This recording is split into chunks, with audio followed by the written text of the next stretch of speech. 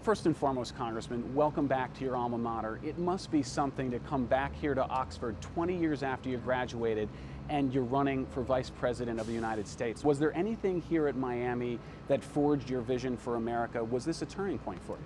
Sure, oh, sure. It's great to be back here on Oxford campus at Miami.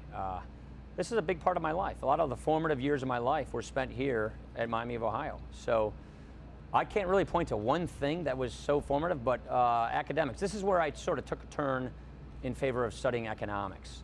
When I was a kid, I thought I wanted to be a doctor like my grandfather, and then I ended up really wanting to study economics. I came here to do that, and so I spent a lot of my time in the field of economics, took a lot of political science courses. So, you know, I did a lot of reading in these years here. I did a lot of studying on these issues here. So these were the formative years that sort of developed, I guess, my trajectory.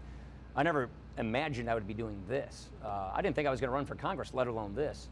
But Miami was so good to me. I have such good friends from throughout Ohio that are still good friends to this day from these years here. So it always brings a smile on my face when I come to this campus.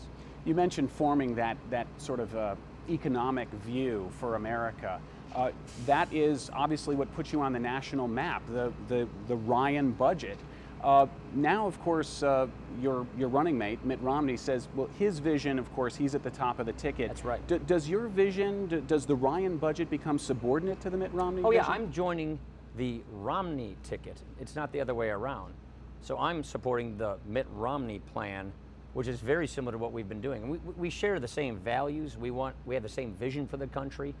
And so what we're going to do is give the country a very clear contrast between the president's failed vision, failed agenda, high unemployment, crushing burden of debt, a country in despair and decline. We're going to go to the country with very concrete solutions on how to get jobs created, how to get people back to work, higher take-home pay, and that is something that I'm really excited about. And yes, this is the Romney-Ryan ticket, and I'm excited to be a part of it. Do you think your two plans merge well together? Oh, I mean, sure. you don't have to abandon any of your principles to join the Romney ticket. Mitt Romney chose me because we share the same principles. I'm proud of the work we did in the House, and I'm more proud now to be joining Mitt Romney on his ticket. Very good. I mentioned I began my career covering your district. Yeah. I was a reporter in Rockford, Illinois, and Rock County was part of our coverage area. I spent a lot of time in Janesville while you were a junior and senior here at Miami. You and I have both been in the GM plant there in Janesville, which shuttered in 2009, remains closed today on sort of an idled standby. 2,400 jobs lost. Unlike Mitt Romney, you supported the auto bailout. Do you think the Obama bailout of the auto industry was a good idea sitting here today? Didn't help Janesville. They shut our plant down. It didn't help Kenosha, I represent there, shut down the Chrysler plant. What I voted for was to prevent a worse bailout. I voted for that bill to prevent TARP from being used to bail out the auto companies at more than 3 times the cost of that original legislation. And where I come from, where we lost 4 auto factories, 2 Delphi, a Chrysler, and a GM plant, auto bailout didn't work for us. Would you vote for it again today, the Obama bailout of the auto industry? I didn't vote for the Obama bailout of the auto industry. I voted for the House bill, which was to use the Energy Department money instead of using TARP money. That bill didn't pass the Senate, and therefore President Bush, under his watch, to be fair, used TARP to bail out the auto companies, something I very much opposed, and I tried to prevent. Unfortunately, it occurred, and now we're still going to be out of taxpayer dollars as a result of this. Of course, you were also very outspoken against the stimulus, the Obama stimulus plan. A report came out again today in the AP. It was a repeat of that Wall Street Journal article from a couple of years ago, where you had asked for stimulus money for your district. Is that accurate? Is that report accurate? I never asked for stimulus. I don't recall that. I haven't seen this report, so I really can't comment on it. I oppose the stimulus because it doesn't work. It didn't work. It brought us deeper into debt. It was about $1.1 trillion when you add the borrowing costs. It put us deeper in debt and further out of work. We've proven, the president acknowledged it, there aren't shovel-ready projects. And so the president passed the stimulus, then he went on to trying to take over our healthcare system by giving us Obamacare. Meanwhile, we have more people in despair, more people out of work. We're not creating the kind of jobs we need in this country. It's failed leadership. It's a bad record. And so we're going to offer real solutions to get people back to work and get this economy back on track.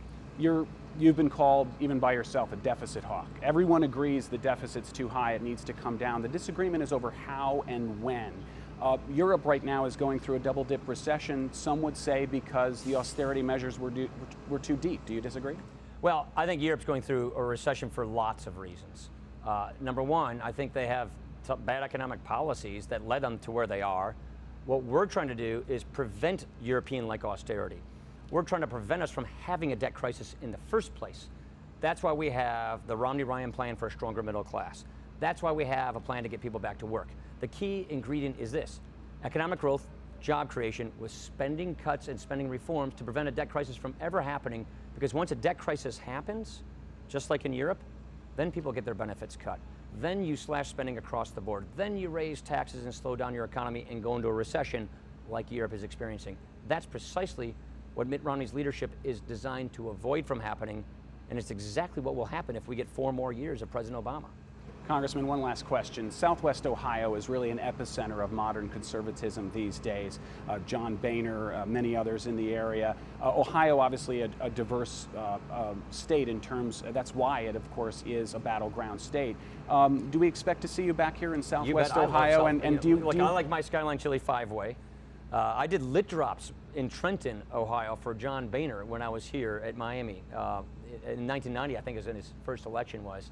I look forward to coming back here. By the way, this reminds me a lot of home in Wisconsin. It's very similar scenery, and I just have a very soft spot in my heart for Ohio, for this part. I've got a lot of friends here, too. Any favorite haunts at Miami, the Bagel and Deli, or anything? Skipper's was probably cheese fries at Skipper's, Bagel and Deli, turkey gobblers, and 5-way Skyline. Of course. Congressman, thank you so much for your time. Good luck. Appreciate it.